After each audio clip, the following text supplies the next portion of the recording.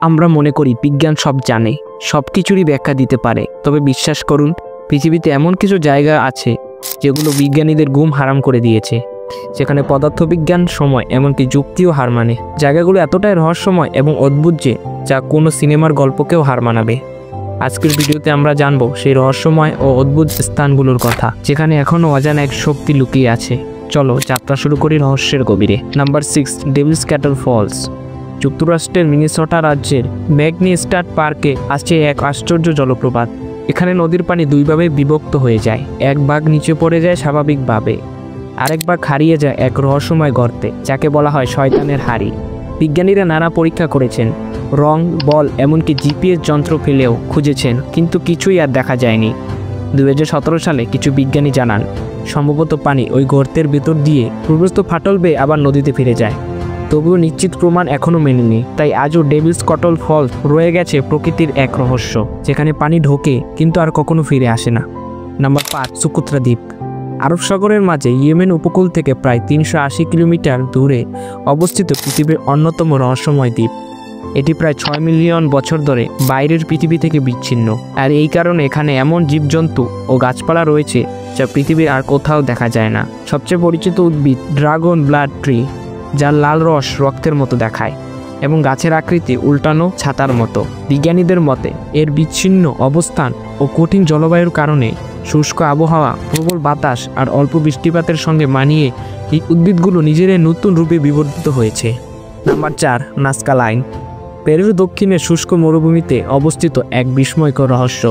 বিশাল এই মরুভূমির বুকে আঁকা রয়েছে শত শত অজস্র বিশাল আকৃতির রেখা, জ্যামিতিক নকশা ও প্রাণীর চিত্র, যা শুধু আকাশ কিংবা পাহাড় থেকেই সম্পূর্ণভাবে বোঝা যায়। এই নকশাগুলোর মধ্যে রয়েছে বানর, বার্নিংহাম, মাকড়সা, এমনকি মানুষের মতোও আকৃতি। ইতিহাসবিদের মতে এই রেখাগুলো তৈরি হয়েছে খ্রিস্টপূর্ব 500 থেকে খ্রিস্টাব্দ 500 সালের মধ্যে প্রাচীন নাজকা সভ্যতার মানুষদের হাতে। কিন্তু প্রশ্ন হলো, তারা কিভাবে এত নিখুঁতভাবে শত শত মিটার লম্বা রেখা আঁকলো, যখন তাদের কাছে কোনো বিমান বা উঁচু দৃষ্টিকোণ ছিল না? কেউ বলেন এটি ছিল দেবতাদের জন্য তৈরি বিশাল ধর্মীয় প্রতীক, আবার কেউ মনে করেন এটি ছিল জ্যোতির্বিজ্ঞানের ক্যালেন্ডার, সেখানে সূর্য, চন্দ্র ও তারার গতিপথ নির্ধারণ করা হতো। নাম্বার 3, মোবিল গুহা, রোমানিয়া। দক্ষিণ পূর্বে কৃষ্ণ সাগরের কাছাকাছি অবস্থিত এক রহস্যময় জগৎ। প্রায় 5.5 মিলিয়ন বছর ধরে এই গুহাটি বাইরের বাতাস ও আলোর সংস্পর্শে থেকে একদম বিচ্ছিন্ন। 1976 সালে নির্মাণ কাজ চলাকালে আকস্মিকভাবে গুহাটির সন্ধান মেলে। গুহার ভেতরের পরিবেশ পৃথিবীর অন্য যে কোনো জায়গা থেকে সম্পূর্ণ আলাদা। এখানে অক্সিজেনের পরিমাণ অর্ধেকেরও কম, কার্বন ডাই অক্সাইড ও হাইড্রোজেন সালফাইডের ভরা। ভারী বাতাসে মানুষ কয়েক মিনিটেও টিকে থাকতে পারে না।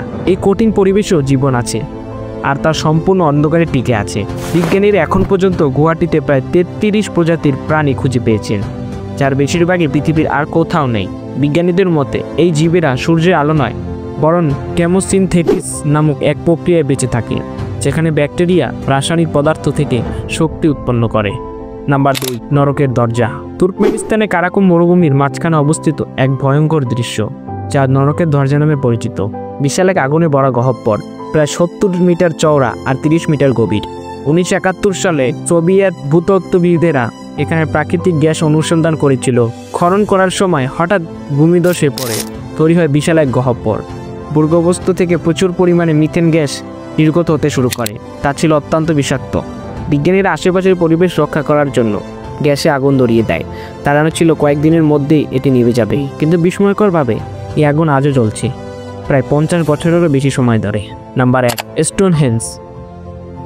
ইংল্যান্ড উইলহামশায়ারে সাসিলবেরির সমতলে অবস্থিত একটি বিশাল প্রশস্ত চত্বর আকারে নির্মিত, যা প্রধানত 2 ধরনের পাথর দিয়ে তৈরি, সারসেন, ব্লুস্টোন।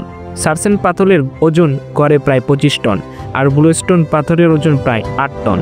এই পাথরগুলোকে প্রায় খ্রিস্টপূর্ব 3000 থেকে 2000 সালের মধ্যে বিভিন্ন সময় ধাপে ধাপে স্থানান্তর এবং স্থাপন করা হয়েছিল।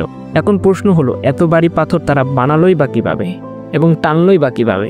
প্রাচীন মানুষ সম্ভবত কাঠের রোলার, স্টিক এবং রোল ব্যবহার করে এই বিশাল পাথরগুলো এক স্থান থেকে অন্য স্থানে টেনে এনেছিল।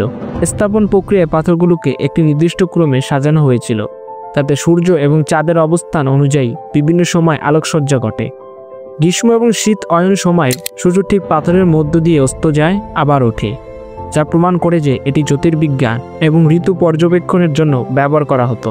এর রহস্যময় স্থানগুলো আমাদের মনে করিয়ে দেয় আমরা যতই উন্নত হই না কেন, প্রকৃত এবং মহাবিশ্ব এখানে অনেক বেশি শক্তিশালী ও অজানা। তুমি কোন জায়গাটিকে সবচেয়ে রহস্যময় মনে করেছো কমেন্টে জানাও।